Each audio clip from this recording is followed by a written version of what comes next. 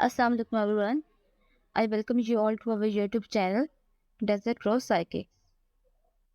Forensic psychology में आज हम जुवेनाइल डेलिंक्वेंसी को डिस्कस करेंगे और इसमें आ जाता है कि juvenile delinquency it's all about child, यानी कि ऐसे क्राइम्स जो कि मतलब ऐसे पर्सन्स और ऐसे ह्यूमन बींग से कंडक्ट किए जाते हैं जो कि अभी तक जिन्होंने अडल्टहुड को रीच नहीं किया होता। देन ऑब्वियसली अगर जो अडल्टहुड रीच नहीं किया जिन्होंने, वो यानी कि वो चिल्ड्रन के फेज में आते हैं। वो ये क्राइम जो है, ये नॉन वायलेशन और इस सारे जो ये स्पेक्ट्रम को लीगल पर्सपेक्टिव के साथ देखा जाता है, ये सब रिलेट करता है चाइल्ड के वायलेटिंग बिहेवियर के साथ। अब इसमें इसको यानी कि साइकोलॉजिकल पर्सपेक्टिव से अगर समझने की कोशिश करें तो इसमें आप एंटी सोशल बिहेवियर जो कि बहुत अच्छे से एलेबोरेट करता है एक नॉन वायलेटिंग पर्सनैलिटी को, जो कि most of the time criminals की होती है आमतौर पर। अब इसमें आ जाता है कि ये एक हैबिचुअल बिहेवियर होता है, क्योंकि हम चाइल्ड की बात कर रहे हैं, चिल्ड्रन की बात कर रहे हैं, और वो बचपन से ही इस बिहेवियर को डेवलप करना शुरू कर देते हैं। रीज़न इसके पीछे क्या होगी वो एक अलग टॉपिक है, बट इनका ये बिहेवियर हैबिचुअल होता है। ये बचपन से एक तरह से आप कह सकते हैं कि माइनर लेवल से स्टार्ट होता होता होता होता ये उनकी हैबिट में शामिल हो जाता है, और फिर वो ये है यानी कि इनका ये जो हैबिचुअल बिहेवियर है, ये इनके एडल्टहुड तक, और डजंट मैटर कि ये पर्सनैलिटी वेलबींग पर डिपेंड करता है कि ये कहाँ तक इनके इन पर्सनैलिटी के साथ रहता है। इसमें आ जाता है कि anti social behaviour and conduct disorder जो है, मतलब इनको डिस्टिंग्विश किया गया है यहाँ पर, कि एंटी सोशल बिहेवियर को ये सेपरेट डोमेन है।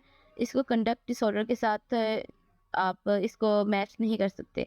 और from anti social personality disorder which is a psychiatric diagnostic label reserve primarily for adults at least 18 years of age, यानी कि कंडक्ट डिसऑर्डर, इसको कंडक्ट डिसऑर्डर हम ये टर्म तब यूज़ करते हैं जो 18 ईयर से जो कम एज के लोग होते हैं, जो कि चिल्ड्रन की कैटेगरी में आते हैं।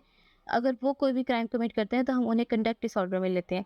जबकि anti social personalities grown personalities होती हैं, अडल्ट से रिलेटेड होता है, कि जो मतलब अडल्ट होते हैं वो इसी बिहेवियर के साथ ग्रो कर जाते हैं। अ, उनको हम यानी कि उनके इस बिहेवियर को हम एंटी सोशल पर्सनैलिटी कहते हैं। अब हम थोड़ा-सा डिफरेंशिएट कर लेते हैं कि जो एंटी सोशल पर्सनैलिटी डिसऑर्डर है, जो कि एडल्ट्स को रिकॉग्नाइज़ करता है कि उनकी क्रिमिनल पर्सनैलिटी को, उनके क्रिमिनल बिहेवियर को, वायलेटिंग बिहेवियर को रिकॉग्नाइज़ करता है। इसमें उनकी कौन-कौन सी ट्रेट्स होती हैं जो कि एंटी सोशल पर्सनैलिटी वाले पर्सन में देखी जा सकती हैं, like aggression to people and animal, ठीक है? लोगों की तरफ, या ये मतलब कि किसी भी जानदार की तरफ कह सकते हैं कि उनका उनका एग्रेसिव बिहेवियर होता है आमतौर पर। डिस्ट्रक्शन ऑफ प्रॉपर्टी, यानी कि प्रॉपर्टीज़ को नुकसान पहुँचाना, और धोखेबाजी से काम लेना, सीरियस वायलेशन ऑफ रूल्स, यानी कि मतलब रूल्स की serious violation. It's not about like ये यहाँ पर जो रूल्स की बात, वो लॉ से रिलेटेड होते हैं, यानी कि लॉ से रिलेटेड जो रूल्स की वायलेशन है, ये वो उस सेफ्स वायलेशन की बात हो रही है कि ये अडल्ट पर्सन्स जो हैं वो इस तरह की वायलेशंस करते हैं। जबकि अब यहाँ पर हम हम यानी कि हम जुवेनाइल्स की बात करते हैं कि जुवेनाइल का जो अनलॉफुल एक्ट है, वो कौन-कौन सी उसमें टास्क होती हैं, वो किस तरह का बिहेवियर शो करते हैं। इसमें आ जाता है कि अनलॉफुल एक्ट्स अगेंस्ट पर्सन्स, जिनके लोगों को, जानने वाले या अनजान, उनको नुकसान पहुँचाना। अनलॉफुल एक्ट्स अगेंस्ट प्रॉपर्टी, ठीक है? किसी भी पर्सन की प्रॉपर्टी को नुकसान पहुँचाना, जो उनकी मल्कियत में चीज़ है, उन चीज़ों को।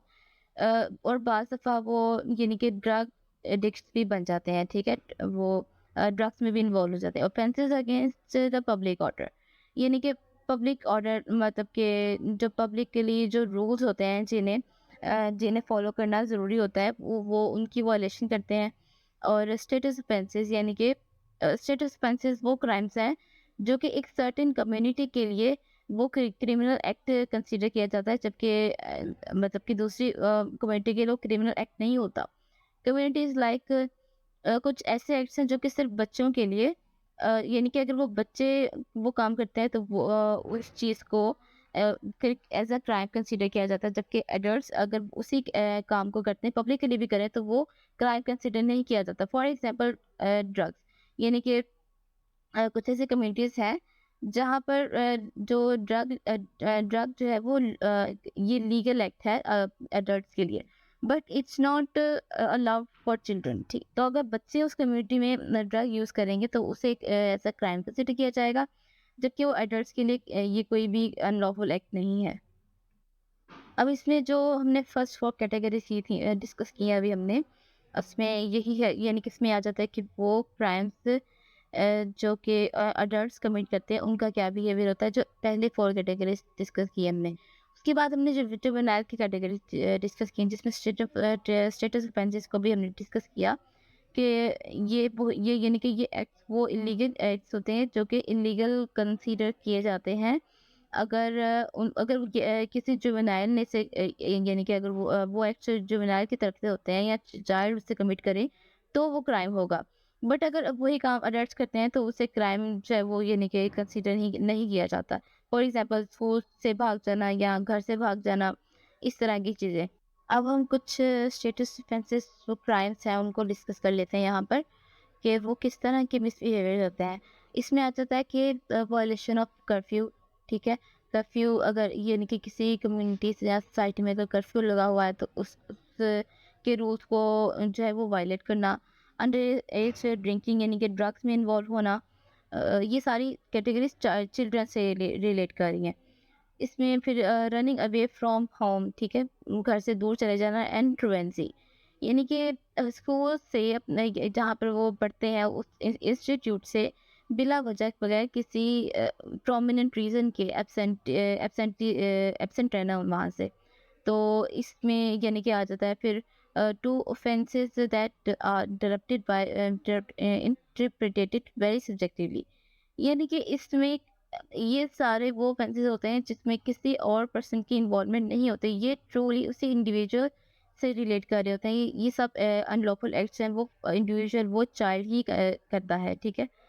सच एज अनट्रूलीनेस एंड अनगवर्नेबिलिटी यानी कि घर वालों से या पेरेंट्स से उनको पेरेंट्स का या गार्डियंस का उन पर कोई कंट्रोल नहीं होता और उन्हें कोई भी जो है वो रूल नहीं कर रहा होता उन बच्चों को।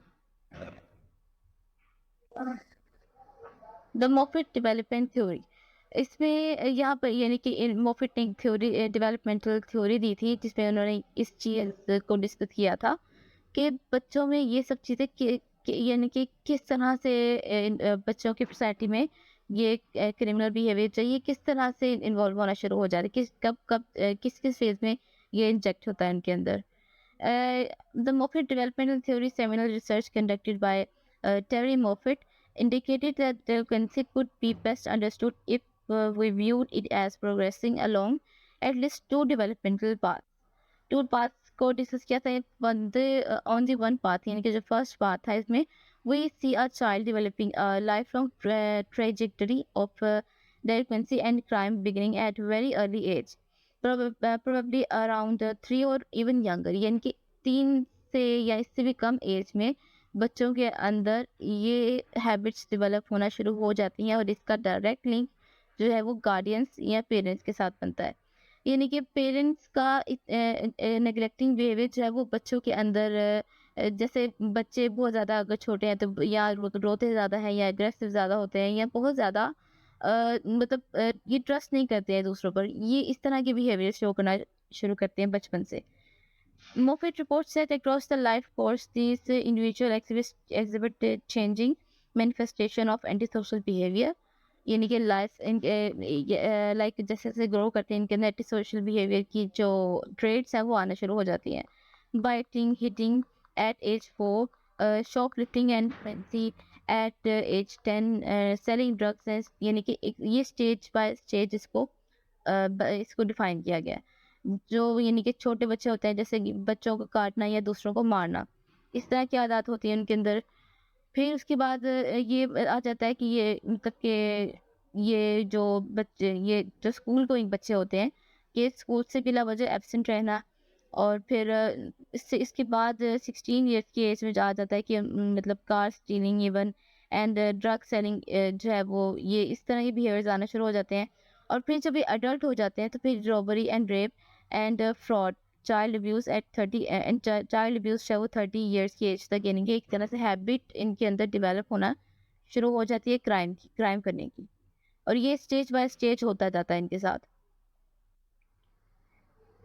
इसके बाद आता है कि सेकंड पार्ट में मतलब मोहित ने क्या डिस्कस किया था डेलिक्वेंट्स के बारे में।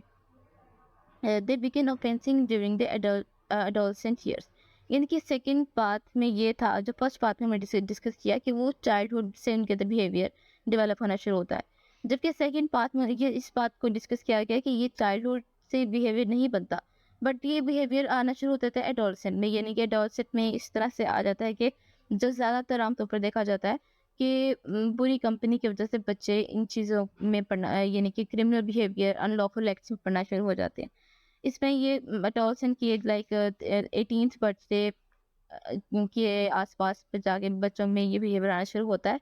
एंड इसमें ये आ जाता है कि जब बच्चे 18 इयर्स या फिर 17 या 16 या फिर 19 या 20, इस एज में बच्चों के अंदर जो बुरी आदत आना शुरू होती हैं वो बहुत जल्दी फिर ख़त्म भी हो जाती हैं, क्योंकि ये सिर्फ ये वजह बनता है कि वो किसी न किसी बुरी कंपनी की वजह से इन चीज़ों में इन्वॉल्व होते हैं, जबकि इसका उनकी हिस्ट्री के साथ, उनके पास्ट के साथ, उनकी ग्रोथ के टाइम के साथ कोई ताल्लुक नहीं होता। In essence these adolescent delinquent behaviors arise from peer brain develop from, यानी कि पीयर ग्रुप की वजह से ऐसा होता है। और ब्रेन डेवलपमेंट या यानी कि ब्रेन की कोई डिसफंक्शनिंग की वजह से हो सकता है ऐसा। सोशल इन्वायरमेंटल फैक्टर्स की वजह से, यानी कि सोसाइटी में उन्होंने कोई ऐसा एक्ट जो है वो देख लेते हैं, या सोसाइटी में कोई ऐसे चेंजेस की वजह से वो इन चीज़ों की तरफ आना शुरू हो जाते हैं। And the offending trends to be temporary, यानी कि ट्रेंड्स में बाज़ दफ़ा शामिल होने की वजह से वो एक्ट्स अनलॉफुल एक्ट्स में जो है वो इन्वॉल्व होना शुरू हो जाते हैं। अब यहाँ पर जैसे कि लास्ट में इधर लिखा भी हुआ है लास्ट लाइन्स में, अ यहाँ पर ये Moffitt docent and Moffitt estimates that a majority of us adolescents are involved in some form of antisocial behavior during their teens. अपनी टीन्स में वो इन अनलॉफुल एक्ट्स में इन्वॉल्व होना शुरू हो जाते हैं, जबकि कुछ अरसे बाद, यानी कि जैसे जैसे उनमें ब्रेन उनका मेच्योर होना शुरू हो जाता है, न्यूरोलॉजिकली कह लें या फिर सोशियोलॉजिकली या एनवायरमेंटली, और जैसे जैसे मेच्योर होते हैं उनको एक रियलाइजेशन का जो फैक्टर पर्सन के अंदर आता है, उस वजह से भी आ जाता है कि वो पर्सन चाहे वो जब अपनी रिस्पॉन्सिबिलिटीज़ को, अपनी स्टेट को अंडरस्टैंड करते हैं कि तो वो यानी कि फिर ये सब एक्ट्स जो है वो अनलॉफुल एक्ट्स वो करना छोड़ देते हैं, ये सारे काम। अब अदर रिसर्चर्स की कुछ स्टडीज़ थे जिससे ये प्रूफ होता है कि ये जो मोफिट थ्योरी थी, मोफिट डेवलपमेंटल थ्योरी, ये स्पेसिफिक जेंडर के साथ रिलेट नहीं करती। ये जनरल थी, ये मेल फीमेल जो है ये यानी कि दोनों को एक इक्वली इफ़ेक्ट करती है। जैसे कि अगर हम पार्ट 1 की बात करें, तो अगर चाइल्ड भी बिहेवियर जो है वो अडॉप्ट करना शुरू करते हैं, अगर मतलब ऑफेंसिव बिहेवियर, तो ये मेल और फीमेल दोनों को इक्वली इफ़ेक्ट करता है। और अगर टीन्स की बात करें तो तब भी फीमेल्स भी पीयर ग्रुप से इन्फ्लुएंस होकर अनलॉफुल एक्ट्स में जाना शुरू हो जाती हैं, जबकि यानी कि इसका रिस्क होता है फीमेल्स के लिए, और इक्वली इसका रिस्क जो है वो मेल्स के लिए भी कंसिडर किया जाता है। So this theory was equal with both genders. And that's all for today's video. आज हमने ट्रिपल टेंडेंसी को कुछ डिस्कस किया। I hope this made you clear with this concept. And forensic psychology से रिलेटेड भी कुछ और वीडियोस इंशाल्लाह अपलोड किए जाएंगे। उसके लिए आप चैनल को सब्सक्राइब ज़रूर कीजिएगा, ताकि आपको नेक्स्ट वीडियोस के नोटिफिकेशंस टाइम टू टाइम मिलते रहें। Thank you so much. अल्लाह हाफिज़।